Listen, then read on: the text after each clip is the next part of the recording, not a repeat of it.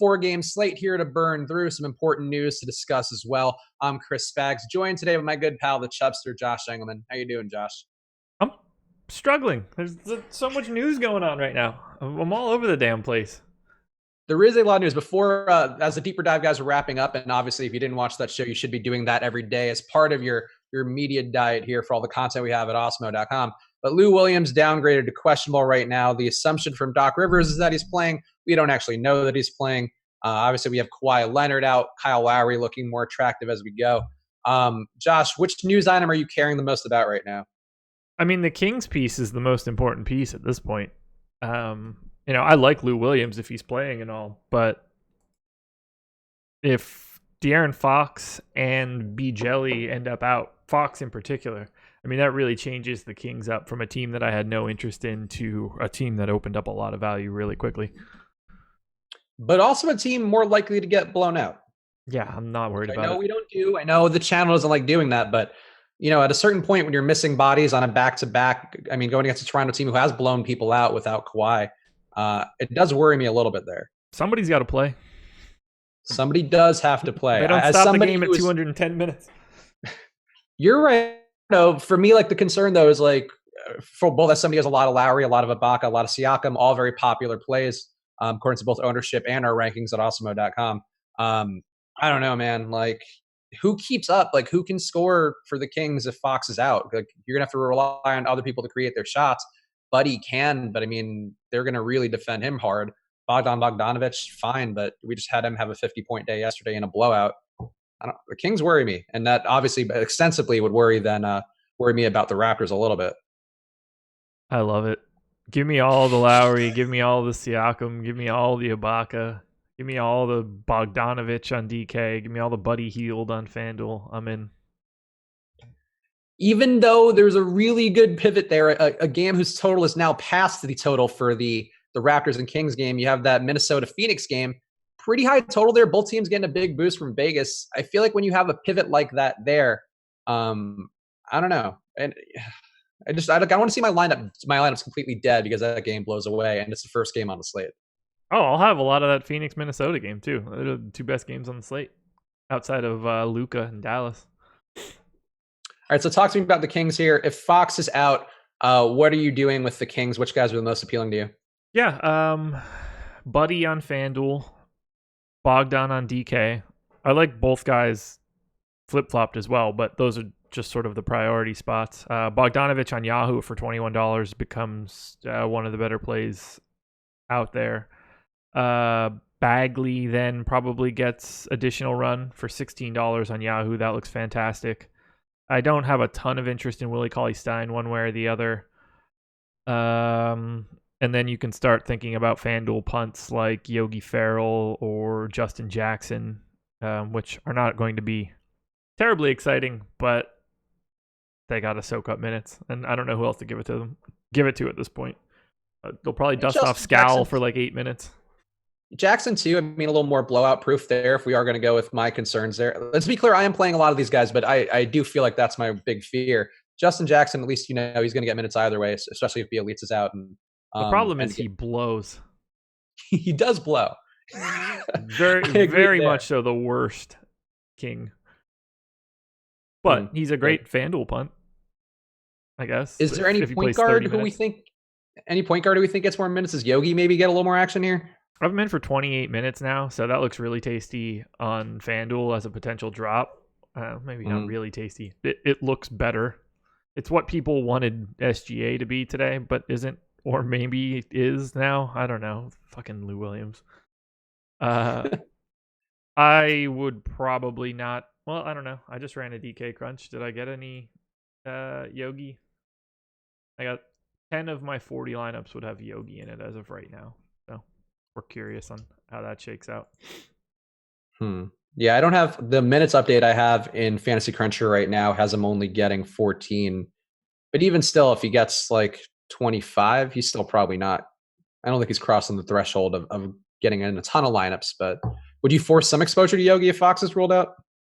Yeah, absolutely. If he plays 14 minutes, then you better really like a couple other Kings because they don't have enough bodies to give it out.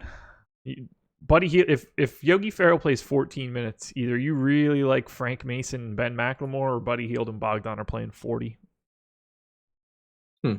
No, that's fair. No, I mean, I his was minutes are going to go running up. out of people to go, and I still had 5 minutes left over that I couldn't figure out what I wanted to do with. Like they don't have enough out there if all three of those guys are out. Yeah, my minutes update, the most recent one I'm using, I use Fantasy Cruncher's minutes as my base and then kind of edit them and kind of eyeball the ones that seem a little bit off. You should use mine over theirs, just FYI. Should I? Yeah. Maybe I'll start doing that. We'll talk about that off air, but trust me. Okay. So, noted then. Well, you can get Josh's minutes, by the way, for 50% off the first month with Live Before Lock. You can get Josh's projections as well as Osmo's rankings and the ownership projections every single day. It's 50% off your first month on any package. So go check it out now. Promo code Live Before Lock on Osmo.com. Get in the mix, join the family, all those positive things. The Toronto side, tell me what you're doing with those guys. Obviously, Pascal Siakam, Serge Ibaka, Kyle Lowry expect to be pretty highly owned. The Lowry, people really don't get on the Lowry train as much as it seems like they should each time. Yeah, when Kawhi Leonard is out, if you're not getting on the Lowry train, you're making a huge mistake. I was on here solo whenever Kawhi got ruled out the most recent time. I mentioned that Kyle Lowry was the best play on the slate. That doesn't really change for me. He's a top 5 play on any site at this point. He's a completely different player this year when Kawhi is off the floor compared to where he is on. Basically a 1 point per minute guy with Kawhi and a 1.25 guy when he's off. It's night and day. Usage goes up, assist rate goes up, rebounding rate goes up. Everything gets better for Kyle Lowry when Kawhi Leonard is not out there. And now he's priced like Kawhi Leonard is out there.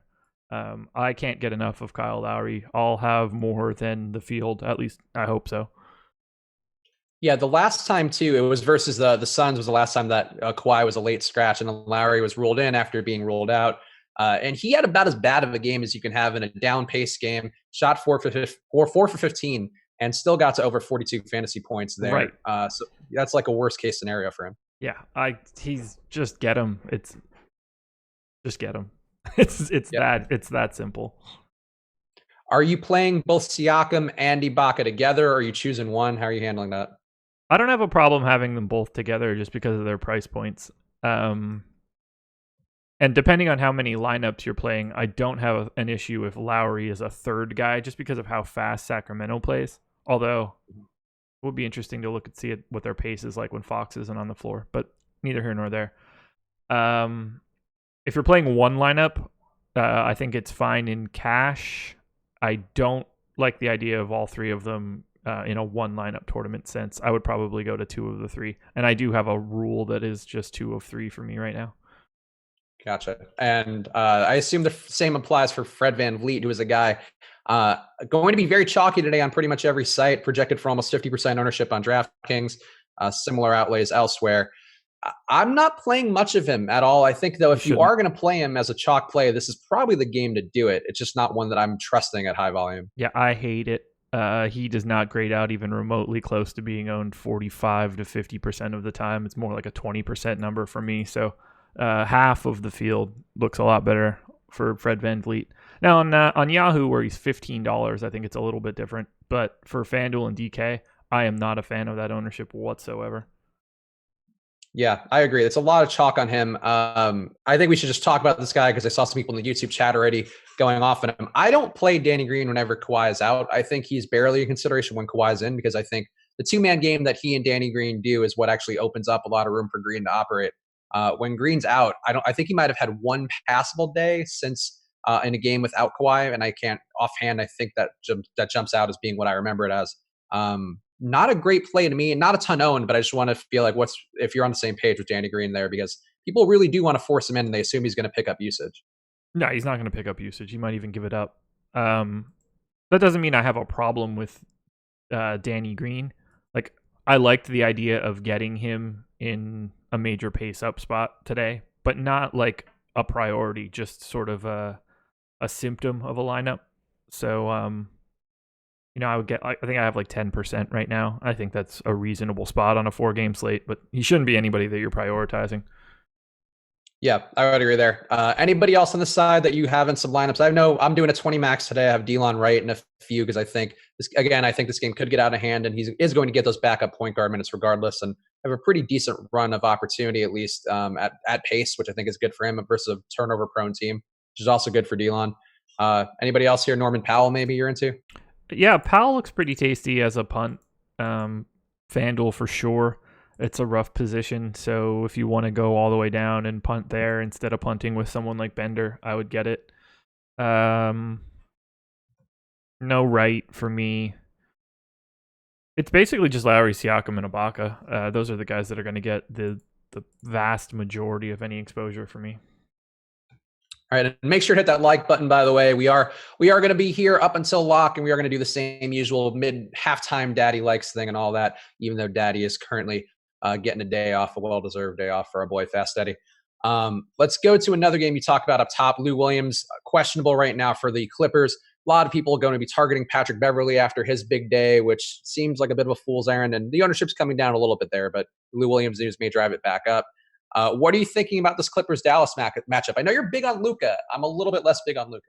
I'm very big on Luka. I do want to point something out. Adam just messaged me about it and said, oh, wait.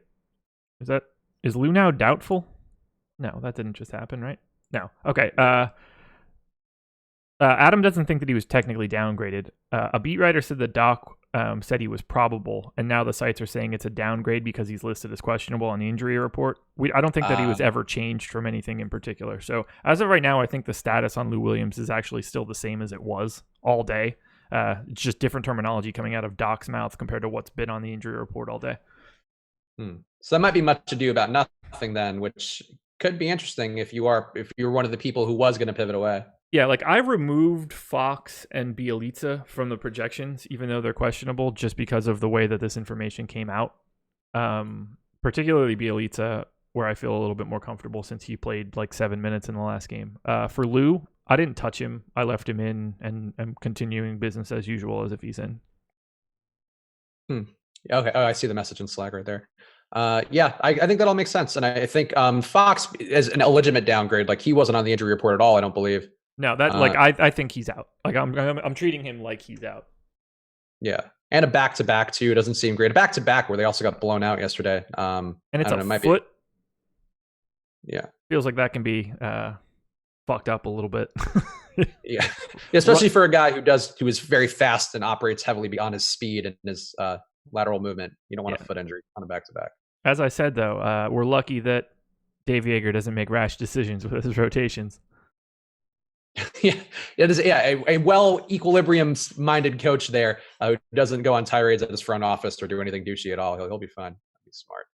All right. So sorry, back onto the Clippers game then. Yeah. Tobias Harris had a big game last time out with Gallinari sidelined. Are you going back to Tobias? He's under 10% projected ownership on DK, which seems pretty low given what we just saw. Yeah, he is wildly underowned to me.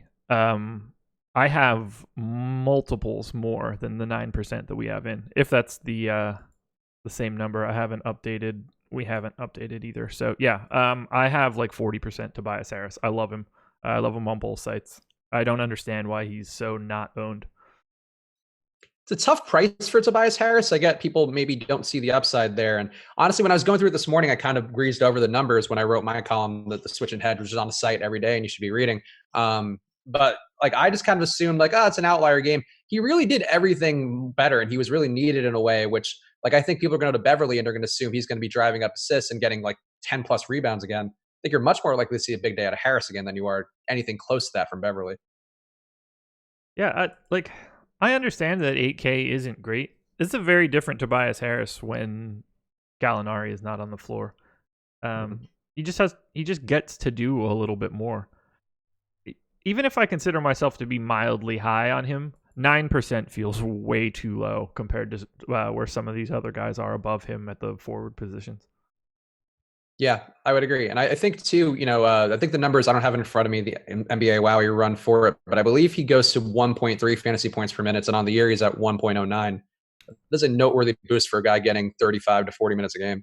Yeah, so he's been at 1.08 over the last 30 days, just making tweaks based on who's in the lineup for today. I have him at 1.18. And you are right. The numbers are even higher than that so far this season. So I feel like I'm being a little pessimistic as to how he's been with these guys off, and I'm still getting him as a particularly large value. Yeah, I would agree. What about Montrezl Harrell? He's a guy who I like a little bit more if Lou Williams is going to be active. Which, Yes. my gut is that Lou Williams plays. I can't see why he would go back on the injured list after coming back, and didn't seem like any setbacks in that game. But what are you thinking with Montrez?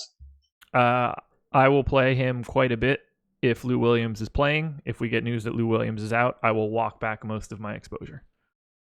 Yeah, Harrell's was better when Lou was out for that stretch of like about 2 weeks. I feel like he started to get a little better at finding his shot, but he's definitely a much more effective player. And I think with that price and a slightly down paced game here, I'm more comfortable with Harrell only if Lou is in. Yeah, he's been like 20% worse from a fantasy perspective when Lou Williams isn't on the floor.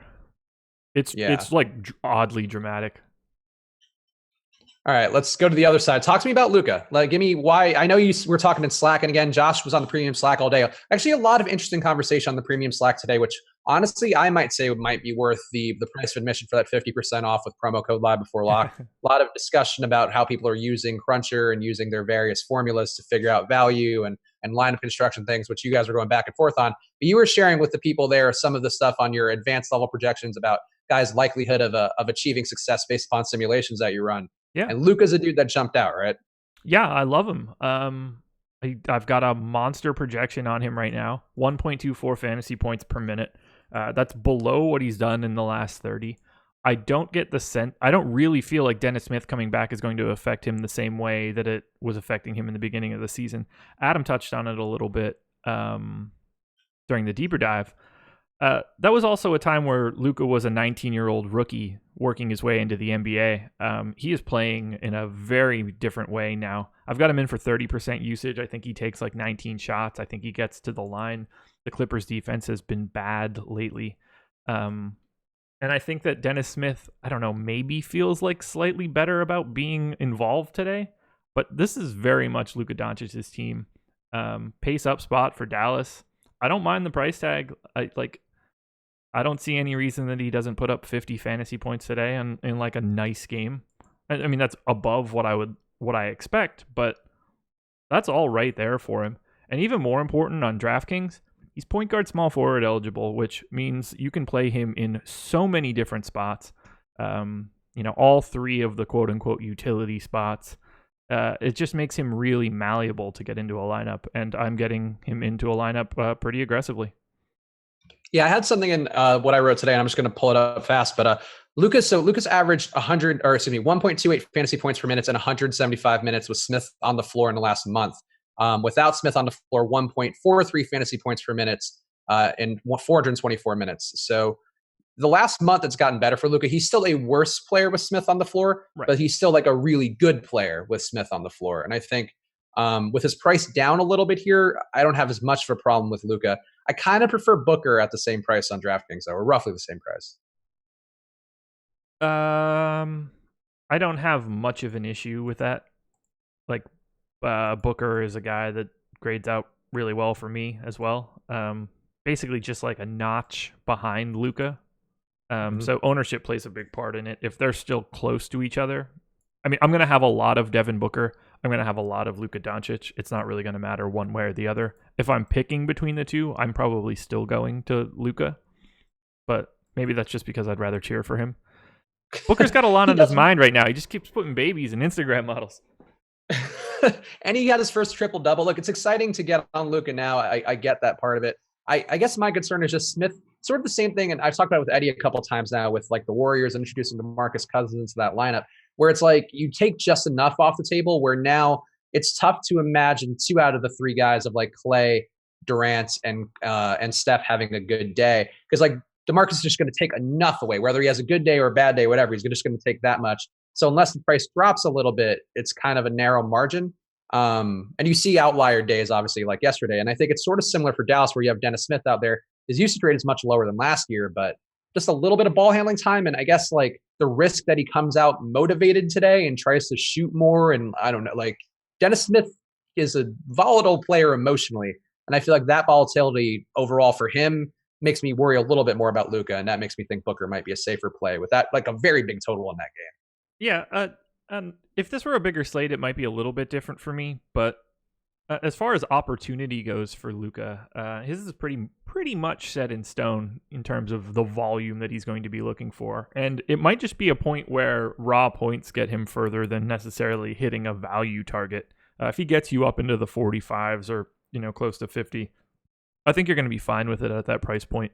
It really all depends on how the value hits today. Yeah, that's fair. What about DeAndre Jordan, another guy who's very popular? 2 big games versus the Clippers, his former team, obviously, so far this year. I think he's been over 48 fantasy points in both starts against them. Really a lot of rebounding, too, really pushing that narrative that revenge can come mostly in the form of rebounds and peripherals. What are you doing with DeAndre? Not playing anywhere near as much as the public, not playing very much at all on DraftKings. And if you're playing on FanDuel, Yusuf Nurkic appears to be the guy lost in the shuffle between Cat and DeAndre Jordan. Just take whatever you were going to do for DeAndre Jordan and put it on Yusuf Nurkic. Yeah, I like DeAndre here. And on DraftKings, it's a bit of a tougher choice. I mean, we've seen Nurkic beat so many tough matchups here, and he's actually been pretty good versus Steve Adams. I was surprised to see when kind of game log watching and seeing what he's done in the past. He's had decent days versus him, but like on DraftKings, I'd rather pay up all the way to Towns, I think, or take the kind of mid-priced Jordan or Adams chalk. It's tough for me to get to anybody really in that Portland game, to be honest. That's the only reason that I like Nurkic as much as I do. Everyone's going to Towns and everybody's going to DeAndre, but in my numbers and everything that I looked at today, Nurkic gets to the score you need him to do based on his salary. I'm talking FanDuel for right now just because of how dramatic the gap is. Nurkic gets there just as much as DeAndre gets there. And if that's the case and one of those guys is owned 30% and the other one is owned 8%, I would rather just get to like 16% Nurkic and gain myself a little bit of what I see as leverage on the field and dial back a little bit of the DeAndre. Now, I love the chalk for Towns. The opportunity cost on Karl Anthony Towns on FanDuel today is kind of crazy. He is like 4 to 5 points better on an average basis than every other center. There's a large gap. So being at like 60% Towns is totally cool with me. Let's take some questions of the premium Slack here because there are some kind of general ones which might be interesting. And we'll obviously talk more about all the centers and some more of these games as we go. Makad asking in the premium Slack, one of our longtime regulars, is it worth it to go over the field with Siakam and Ibaka on DK given their ownership? I'm going to say no because they are projected for over 50% ownership each. I think maybe 60%, I think, is probably where I'm capped at. But what are you thinking with those two guys, and would you try to match the field or go over it? I'm basically right with the field. Yeah. It's like, again, especially if concerns about that game blowing out, as I do a little bit there, I think it's certainly worth getting some other lineups in the mix just to make sure that you're covered if that game goes a little bit wonky. Yeah. They're still fantastic plays. I'm not going too much over that mark.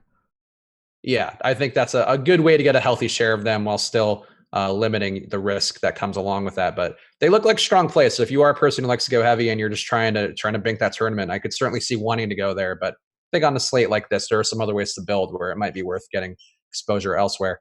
From Raboshua in the premium Slack, I'm getting Lowry and Van Vliet paired a lot in lineups. Any hesitation combining them? My only hesitation is playing Van Vliet.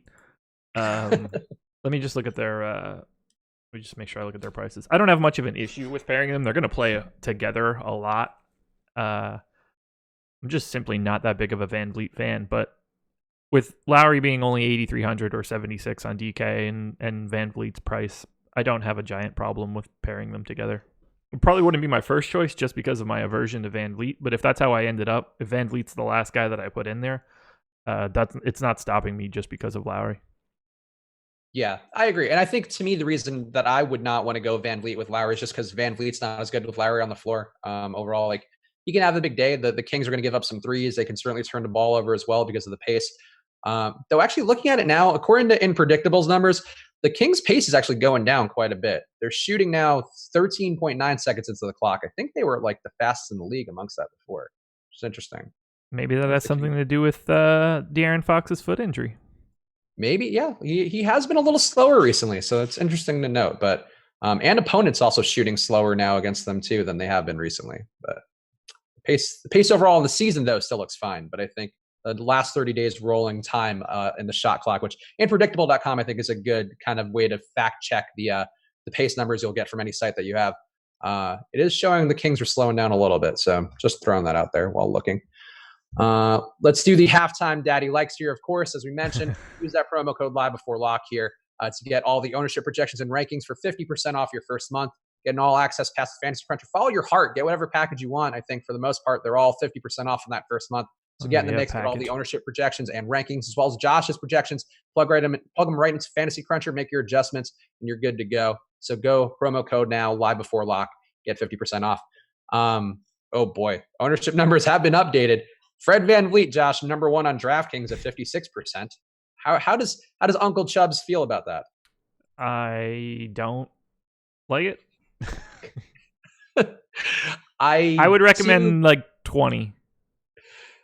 I'm at like 5% VanVleet. And I'm honestly okay with that. I think there's enough value elsewhere to go to. And I feel like we've seen this show enough times now. Like, did someone else get scratched? Unless we're counting OG, no. I don't think anybody else is out. I don't get it. I really don't. I mean, the price is down, so I get that part of it, but and it's a pace up, but I don't know. Is he even projected well on Fantasy Cruncher? I feel like Fantasy Cruncher having a decent projection on him will drive it up too. But like his best game since December 22nd was a 43.75 point game against Milwaukee, which I believe had both guys out, but I can't remember at this point. That's the outlier. Otherwise, we're looking at mid-20s. So if I play Fred VanVleet on DraftKings, I want him to hit like 35 as my this worked out really well for me. Mm-hmm. If he has a 1 in 20 Fred VanVleet game, shrug, cool. I don't know. Yeah, it would be a downer on a slate of this size to not have him. So yeah, I think your 20% number is fair. I probably don't have enough of him. I should have a little bit more. But I'm okay. I don't feel like I'm going to miss out on a big game here. But I'm with you. Yeah, it might be stupid. Hey, who knows? So these things aren't perfect. Obviously, we try to make our best guess based upon everything. But I feel like we've seen the Fred VanVleet chalk story enough times now to realize maybe there are better ways to spend your money today, even on a 4-game slate. Eddie's on our side, by the way. Oh, good. So there you go. So fast, Eddie. So we got a tiebreaker there to break the tie that we didn't have. So everybody on board with the. And the Osmo guys are going to look like fucking morons after this one.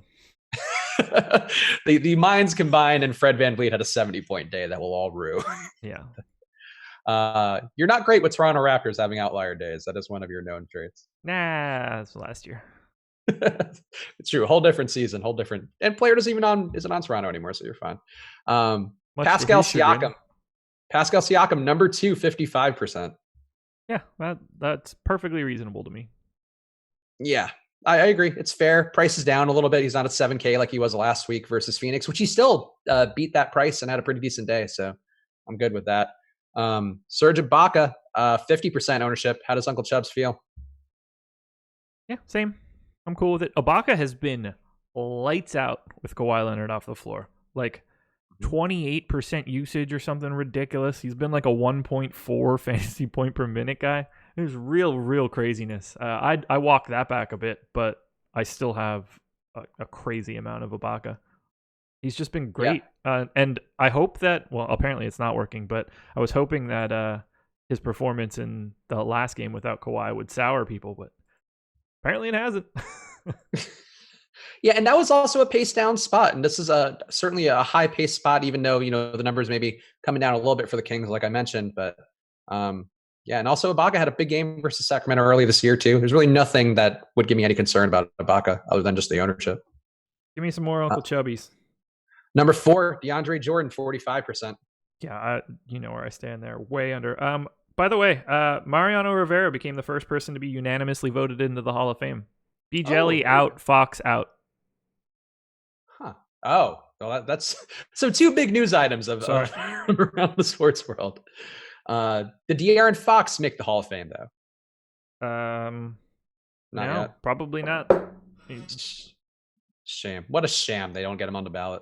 I'm super excited that Fox and B. Jelly are both out, considering I've already made that update and I don't have to scramble to do it. So you are saying, all right, let's go back to what we talked about up top. So Yogi Ferrell, you're going to him. You're willing to ride with the Yoga Man. I can let you know in a second. I'm rerunning my DK sim right now. On FanDuel, for sure. No issue with it whatsoever. On DraftKings, I assume that I'll end up with, I don't know. I'm playing 40 lineups on DraftKings today. I assume I get like 10% or so. Not an exciting proposition for me, let me be clear. He is still Yogi Ferrell. He is, yes. He will remain the little bear in the equation always. Overall, the NBA Wowie numbers for the Kings without De'Aaron Fox, not very positive for anybody, really. The highest point per minute guy is Bogdanovic at 1.12, which I think is pretty close to his. Yeah, he's the nuts for the Kings today. Yeah.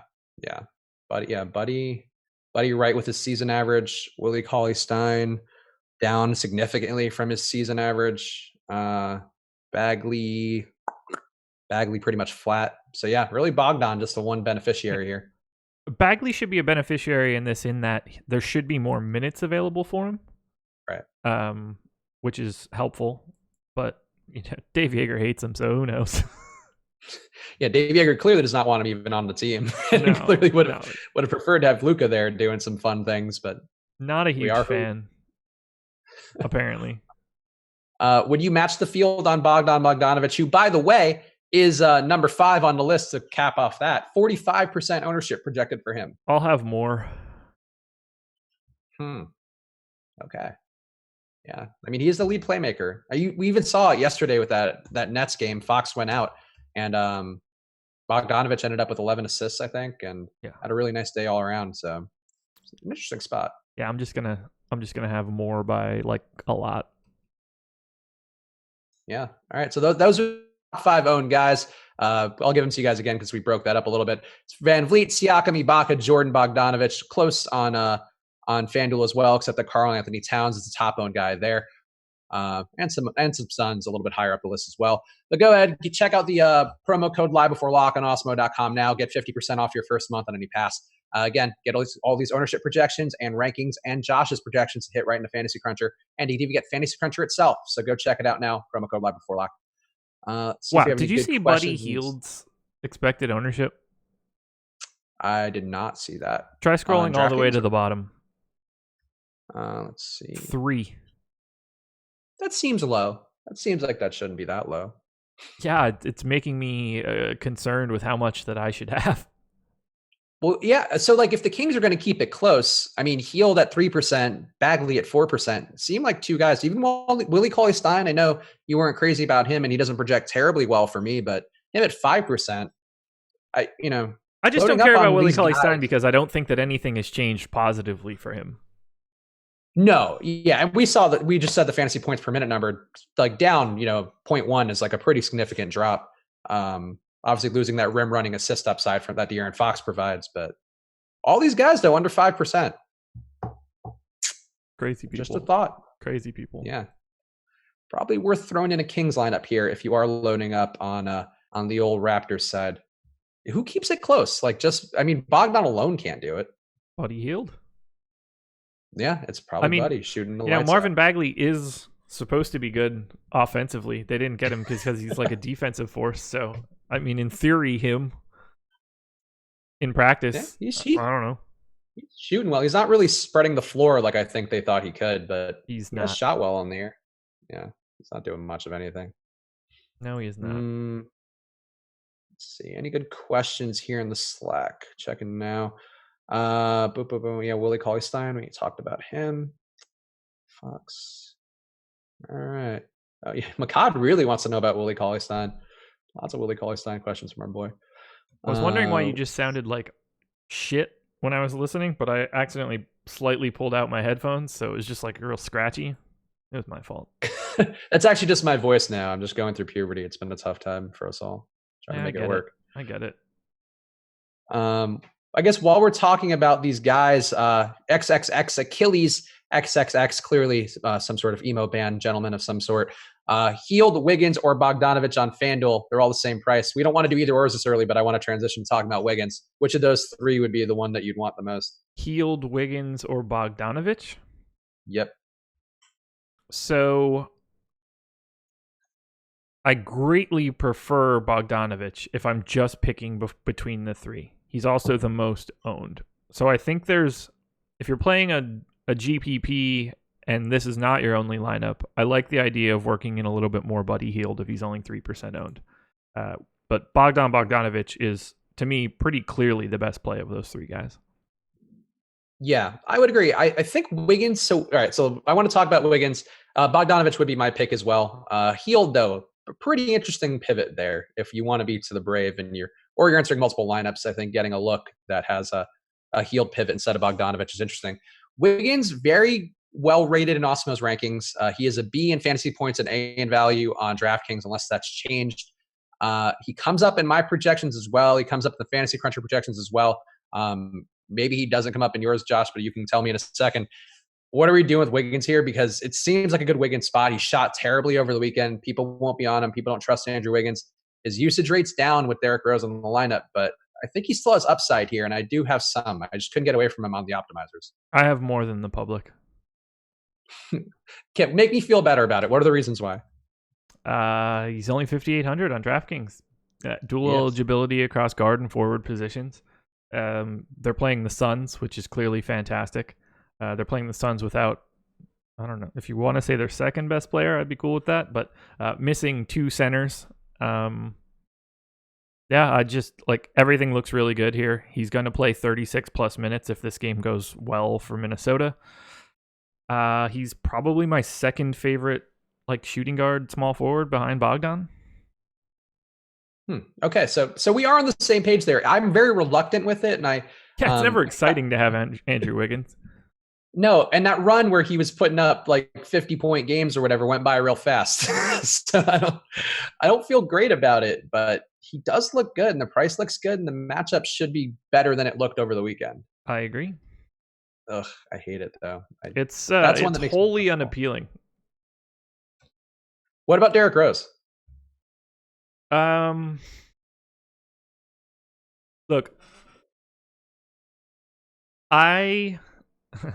it's so weird. I like him. I don't love it. If you're lucky, Jeff Teague gets ruled out, and then it's a lot better. If Jeff Teague is in, it becomes a less interesting play. I'm basically right with the field right now, but you could get lucky. Every Rose share immediately becomes way more valuable if Jeff Teague doesn't play. That should not be news to anyone.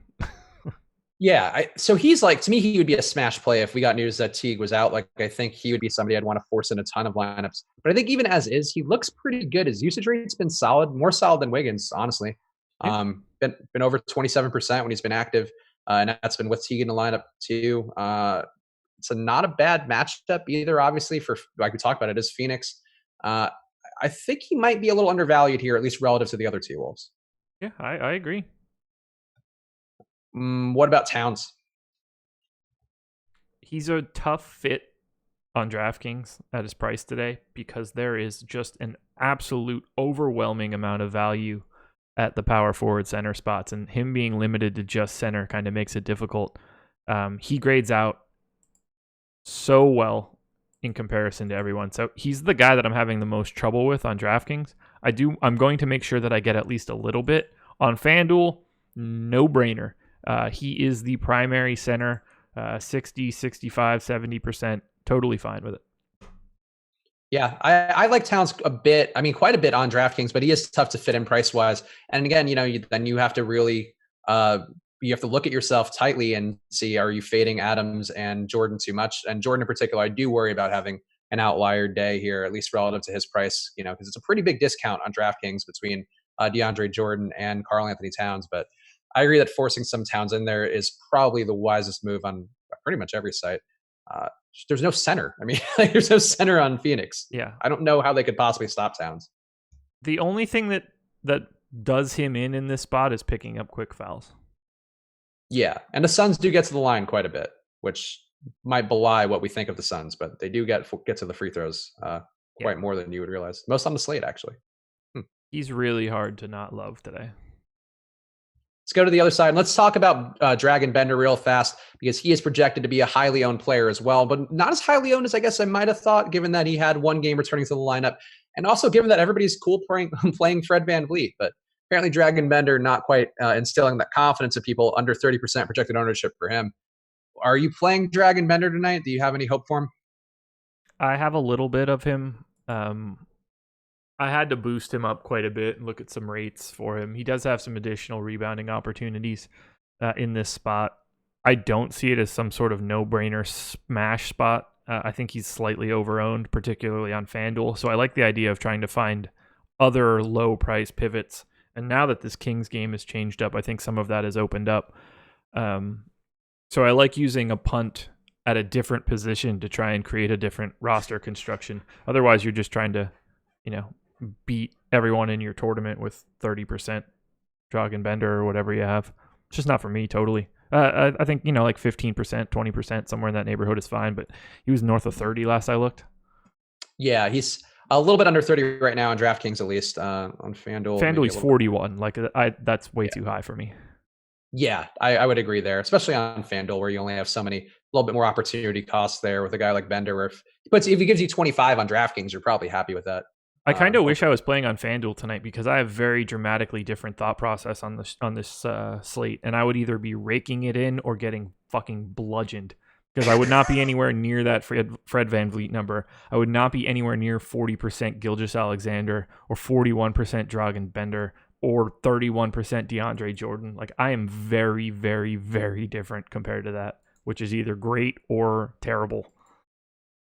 You get 13 minutes to go put in a bunch of max out a tournament. I feel like that's done well for you in the past when you try to do that in a live. Not going to do that. Just get in the mix. Get in the mix on FanDuel. Nah. Go play a magical lineup. See if you can win $1 million by getting a combination of guys who aren't playing and are also the highest priced player on the slate. Dude, the amount of dum-dums that read that and freaked out is just staggering. Oh my God. You should lose privileges of speaking for not understanding what was happening there. that was an asinine promo though. For being honest, I'm not, we discussed on the show, I'm not a FanDuel player regularly. I've been trying to play a little bit more just so I kind of know my bearings. But yeah, that seemed like a weird one where you have to play two guys, one of whom was injured. And if you were playing him, you were probably a gigantic idiot. I mean, it's just a minute. Like, no one was going to get 9 of 9 no matter what, even if these guys were played. But they were all in someone's lineup, which people didn't understand, which those people are morons. Yeah, not the best promotion, but hey, good effort. Creativity we should applaud, and then when the creativity doesn't work out well, we should judge them harshly with a pointed finger. So that's what we're doing today. I don't understand how Anthony Davis ends up in a placeholder accidentally.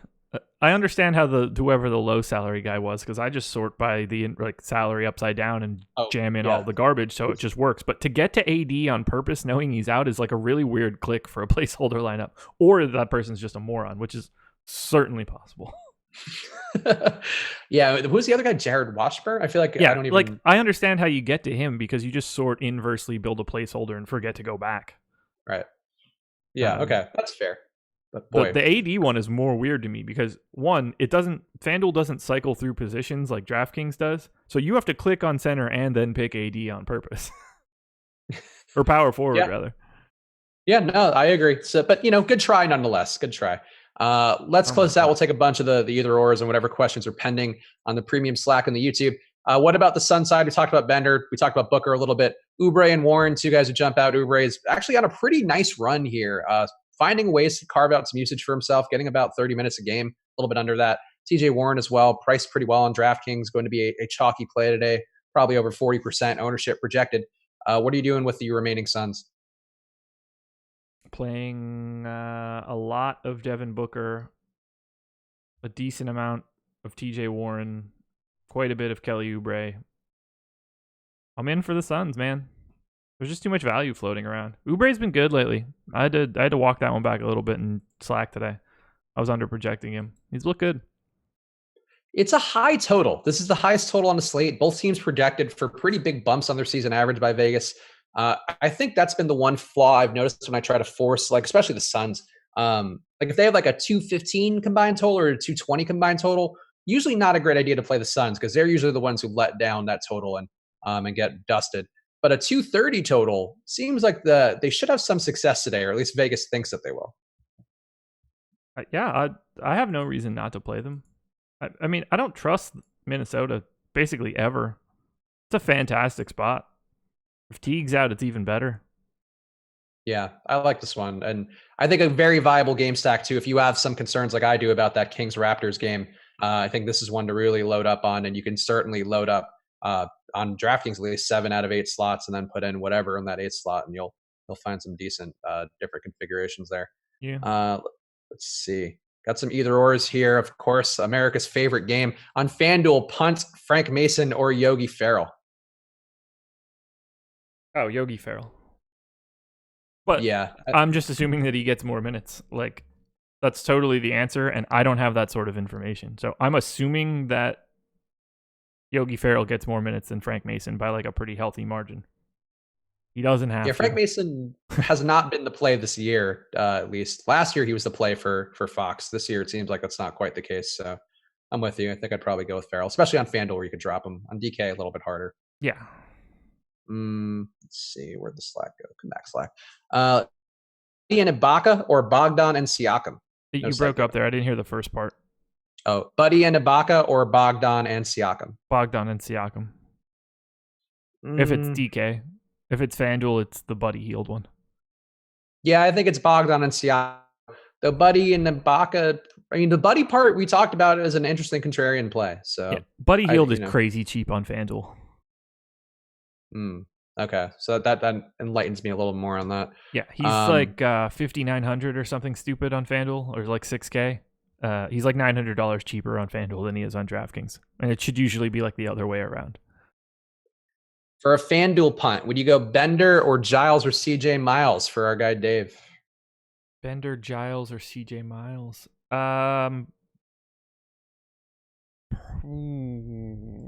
Since I know Dave is only playing one lineup and it's mostly cash, the answer is Bender, but the answer should be Giles. Yeah, I would think it's Bender as well.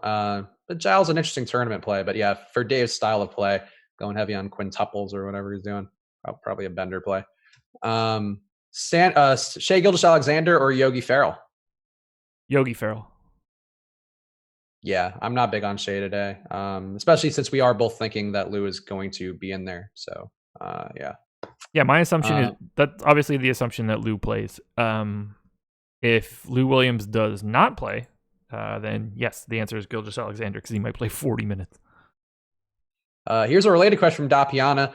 Did Gilgeous-Alexander's minutes increase the last 2 games, mostly from Gallo being out, or was it Lou? I would assume more Lou. Very much Lou. Yeah. Yeah, there's been more minutes for like Motley, I think, because of Gallo being out, and some more minutes for well, I guess not more minutes for Harrell, but at least a different minutes for Harrell in the rotation. Steadier minutes. Yes, yeah, that's probably the best way to put it. Like the Gallo at the 5 minutes are just not going to exist when he's not out there, and Harrell's going to soak them up more than rotating in Boban or some other asshole. Here's a throwback question from Makad. Who would be the Shabazz Muhammad of the night? Of course, a pick dating back to last season for when we were looking for a low-owned player who looks like an asshole and might have a decent day. Who would be your Shabazz Muhammad for a low-owned player that you probably shouldn't roster, but who could end up on a tournament-winning lineup? Oh, God. I mean, if it's a low-owned player that's going to end up in a tournament-winning lineup, the answer is Buddy Hield, but that's not what we're looking for. No, it has to be a cheap asshole player, too. Yeah, it's Yogi Ferrell, probably. Criteria. It's honestly Yogi Ferrell for me. Yeah, I think you could talk me into Jonathan Motley. This is a revenge spot for him, which whatever, but he's getting about 20 minutes a game, and he is a productive player. So he would be my shit guy. But Yogi Ferrell at this point is a better play for similar prices on DraftKings. Yeah. Let's see. For FanDuel, or no, for fantasy draft cash, Booker, DJ, and Ibaka, or Westbrook, Nurkic, and Mason? I have no idea. I don't know any of their prices. I don't even know the scoring system. They are a great site who advertises on the contrary, so I support playing there. And I would support option 1 because I don't think Frank Mason is a great play. So. Yeah, I wish that I could give an answer there, but anything I would be giving would be uninformed, and that just seems just not the way that I should be doing this. America's favorite game is Daddy Likes the Fast Eddie Fear. I know love. I know that is the America's. I coined it that. I coined it that ironically at first, and now it's actually become America's favorite game. But that also just might be a phrase I use to fill time on the air. It's also a very realistic possibility here. Apparently, Bogdan not starting for Sacramento. Yeah, I wouldn't have expected him to. Tentative starters are Farrell, Heald, Justin Jackson, Bagley, Cauley Stein. Yeah. Does that affect anything for you at all? Nope. Exactly what I expected it to be. We talk about this a lot. More often than not in these scenarios, they don't mess up the rotation. They bring somebody else in that's going to play additional minutes to that spot, and they continue to let Bogdan prepare the exact same way that he normally prepares. So he'll come in at the same normal time, and then he'll get additional run as the game starts. More often, yeah, he'll pick up minutes as they go. He just won't get them off the top. It's why you rarely see Lou Will getting inserted into the starting lineup in these scenarios. Yeah, I think that totally makes sense here. It doesn't mean that there's anything wrong with Bogdanovic today. If anything, it might make it more appealing if his ownership comes down a little bit as a result. Yeah, I have been operating under the assumption that he would not be starting, and I'm going to continue with that assumption because I still love him. It's not as if 3 guys being out and gaining 90 minutes is going to somehow mean that Bogdanovic is going to play 18 minutes. They don't have the ability to do that. Yes. Yeah, I agree. And he's just a better playmaker anyway than Yogi, even though Yogi is a traditional point guard. Right. Bogdanovic picks up all the assist upside for the most part with Fox out. Aminu or Jeremy Grant for FanDuel? That's an interesting question that I have not thought about all day. It would be Jeremy Grant for me. I don't have Aminu projected terribly well today because I was actually making that decision on DraftKings today. I assume it's Jeremy Grant for me. They might as well be a coin flip. Yeah, I think that's fair. I think the matchup doesn't seem great for Aminu here, whereas the Grant one, Jeremy Grant does Jeremy Grant things regardless of who he's going against. I don't love Aminu when he's this expensive. I would agree with you there. Maybe some rebounding upside with Nurkic occupied by Steven Adams. I think there's not the worst play in the world, but I'd prefer Jeremy Grant. Actually, we didn't talk much about this game, but I think we talked about it briefly up top, but just circle back to it real fast then because no pending questions currently. What are you doing with Westbrook and Paul George today? That's an interesting one for me. I love PG. Russ graded out really well for me this morning. And while it hasn't changed, I've had a lot of trouble getting him in based on my current construction. So I love Paul George. I think he's fantastic. I have more Paul George than I have Russ. Oh, you know what? Official starters in. Farrell, Heald, Bogdanovic, Bagley, Cauley Stein starting. No Justin Jackson. What's really funny is the tweet that I have right above that says that Jackson is starting. So I see both things. Well, that's the fun of DFS. Yeah. Either way, though, we're not saying take Bogdanovic out of your lineups because I think he's a fine play. If he's starting, he might be a slightly better play if he comes off the bench. But either way, I wouldn't worry about it. I'm Josh wrong again. I said more often than not. It also doesn't matter at all. It's completely meaningless whether he starts or not. He plays 30 minutes one way or the other. Lillard and Booker or Westbrook and Bogdanovic for cash? By the way, Bogdan is starting per a beat writer now. So Roto World has it wrong. There you go. Hit me with that again. Yeah, Lillard and Booker or Westbrook and Bogdanovic for cash. Lillard and Booker, Westbrook and Bogdanovic. I would also agree with that. Rose and Bender or Farrell and Ibaka for cash, for FanDuel cash in particular. The latter. Yeah, for cash, yes, I would agree. Let's see. Doncic and Farrell or... Oh, wait, is that locked now? I think that was a 7:00 start. It is locked. Yeah, that's locked. Well, hopefully you got your Yogis in. I did not put any Yogi in, so... I played quite a bit. By quite a bit, I mean 10%. Oh, man, I actually have a good swath of Harry Giles. I probably should have popped in a Yogi instead of Harry Giles. Actually, I said 10%. That was Yahoo. I played 13% Yogi Ferrell on DK, which is significantly higher than the 0.4% we were projecting. Oh boy. Yeah. I don't love not having any Yogi, but we're doing the show, and maybe it'll be a win to not have any Yogi in my lineup on DraftKings. Maybe that'll be a net positive. Yeah, I wouldn't sweat it all that much. We'll all remember where we were for the Yogi Ferrell 40-point day. Yeah. If Yogi Ferrell goes for 40, I'll be a happy camper because I'm going to have way more than most people do. Mark, do you ever want to pull up any ownership? Do you want to do a shitty daddy likes with daddy in one game? Yeah, so Yogi ended up 14%. It's pretty reasonable. I wouldn't feel bad. That's what I have. would like that if I had. I would have had more. Yeah. I feel like if I were updating everything, I probably would have gotten like 20 or so. That would feel about right to me. We were projecting him at 0.4, so I didn't feel the need to go that heavy. Unless I didn't grab the most updated one, which is certainly possible. What percentage of the field do you think, is that the number? That's just that's the number of people who are paying attention up until lock every day, who are making a pivot as fast as humanly possible? That's a decent proxy, I think. Yeah, I would think so too.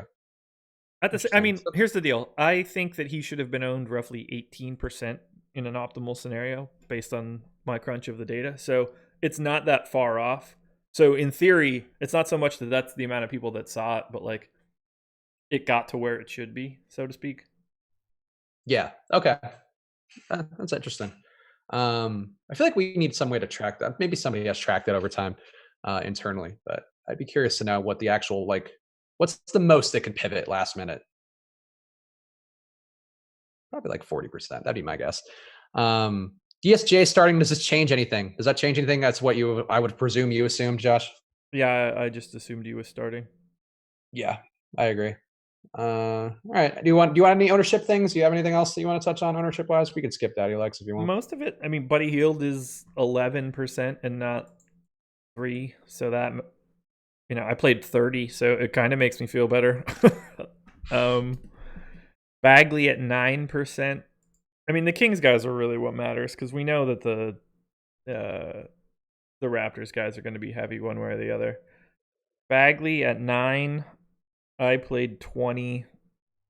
Ibaka at 34. This is in the and one, so I just picked a random tournament. I played 55 on Ibaka, so I guess go Ibaka. Bogdan at 40. I played 70. You are Team Bogdan. For real, man. I liked him today before this happened. I also like him too because he was really bad versus Toronto last time out, and he's a guy who I don't think takes that lightly. For whatever that's worth. If you're looking for him to go for 40. That's his target score is 39.7 for me. So if he hits 40, you call that a good game. Basically anything north of 35 is going to keep you in the running to win in GPP. He went for 50 obviously in an absolute beating yesterday. He's had multiple mid 30s to 40-point games over the last month and a half. All the opportunity is going to be there for him to do what he needs. I hope that he could soak up a little additional time. So I'm cool with it. Yeah, I would have certainly preferred to play him over Harry Giles had I thought about the lineups that I already had in the system. So yeah, it's all fair. See, yeah, Yogi. All right, yeah, that's everything here. The ownership here, also ownership pretty low on Delon Wright and CJ Miles. So if you did load up on any of or not even load up, have any exposure at all to those guys, could be valuable given the matchup here and the turnover-prone, free shooting Kings defense. Van Vliet ended up 24% in this tournament. So I am with the field. Huh. I'm still underneath it, but I guess people are more logical than the ownership projections gave them credit for. Yeah, we were not there on that one. No, I guess. Hey, you know what? They are mostly right though, so there you go. That's a good reason. It's nothing out there is perfect, but sometimes though that does also kind of give you a good view on things. I also think sometimes the field is sharper than we give it credit for, and other sites give them credit for it with ownership projections. Yeah, look, there's always going to be days where they're off. Yep, Lou will play. All right. There we go. So now it's 7. There are, Dave pointing out, why did they announce that it's 7:05? There are some weird things with the timing of lineup news this year where I feel like it's been a little more after lock than it was in previous years. And I don't know what the deal is with that. It was a Woj bomb, too. Memphis will begin listening to offers on Gasol and Conley. Oh, after going, 3-17 in their last 20, they're doing that? It's probably a good time for that. That is very intriguing. I don't know what they can get, but all it takes is one asshole. Or I guess in this case, two. I feel like they're not going to get much in return. I think they'll probably just be happy to get him off the books. I don't know about that. With how Gasol's looked this year, if you're a team who has scouts who are following him and he's all banged up looking, I can't imagine giving up a lot for him, especially with like the player option thing he has. Yeah, I don't know. I mean, I expect him to opt into that player option, which is what I would want if I traded for him. They were saying on the Mismatch, which is hosted by the Chris Vernon guy, who's one of the Grizzlies like TV personalities or radio guys, whatever he is. It's the only one I don't listen to. It's an annoying show sometimes. I hate his voice. Yeah, it's a little too like radio shock jock DJ, like he's gonna try to have a girl have sex with herself with a wiffle ball bat or something. And I love KOC. I immediately delete that one. It's the only one I don't listen to. So I listened to it because I think he does have some good insights, even though the voice, I agree, is a little bit tough. And he was saying there was like a wink understanding that he was going to opt out of his deal, the player option, and they were going to renegotiate a long-term deal at a team-friendly price. And that's what the assumption is for a trade as well, is that a trade partner will probably try to figure that out with him as well, where he would opt out and then, remain under team control somehow. They won't give him enough. They won't give up enough money for it this season because it won't matter. But he would be perfect in Los Angeles right now. Would he be perfect? Yeah. At a fast-paced team, he's got to move a lot. He's looking pretty gimpy and slow. Yeah, he would be fantastic there. He would be a great Celtic, I think. Sure. Anybody would be a good Celtic. They'll figure out how to make that work. I think if you're going to have anybody who can get the most out of him, maybe cut his minutes so he's a little bit, good to go for a couple of years. I think that'd be a spot for him. But I feel like the Lakers are the answer to every popular trade, and they need to actually get the guys they have in-house under control first before bringing anybody else in. They just need a stretch five, but it doesn't matter because they're not winning shit. They are not winning shit. I would agree with that. LeBron's too busy making movies and faking groin injuries to do that. Nah, I don't know about faking groin injuries, but I wouldn't blame him if he did. The rumor is that he's been having some production issues, and that's why he's been out of time. I've seen that on Twitter, and I've heard that locally from people who work in sports. That's the buzz, is that he's not actually as injured. That's why his groin injury has been like a very kind of weird time frame, because he's actually fine enough to play. His agent even said that he's fine enough to play if it were the playoffs, but he's working on his other projects right now while they get a read on the team. Good for him. Smart. I would agree. All right, that's it for us tonight, guys. Thank you guys for tuning in. Make sure to like the video before you head out. Of course, use that promo code live before lock. We do have night shift projections as well for all the night slate action that you need. So go get in there now. Projections, ownership and rankings for the night slate will be available for whatever games there are there. So check that out with promo code live before lock, 50% off your first month. And I'll be back tomorrow with Fast Eddie. Josh will be back doing the strategy show tomorrow. We'll have all the usual NBA content, a nice size slate for us to dig into there. Hopefully less weird news alerts going up to the last minute. But we appreciate you guys for watching. Any parting words, young Joshua? Apparently Lou Will is on a minutes limit. Does that affect anything for you? Yeah. Does that affect everything for you? I mean, not everything, but I'm going to recrunch. So maybe throw a little recrunch in there. Who would anybody benefit? Would maybe Shea benefit slightly more, but probably not enough that I give a shit about him. I'm just gonna knock down Lou Will and redistribute. Yep, I would think that's the fair approach. Still good on Team Tobias Harris though, right? That's the one that we're. Yeah, nothing has changed for me there. All right, so there we go. Team Tobias, ride or die. Thank you guys for watching. We'll see you guys again soon. Good luck. Later.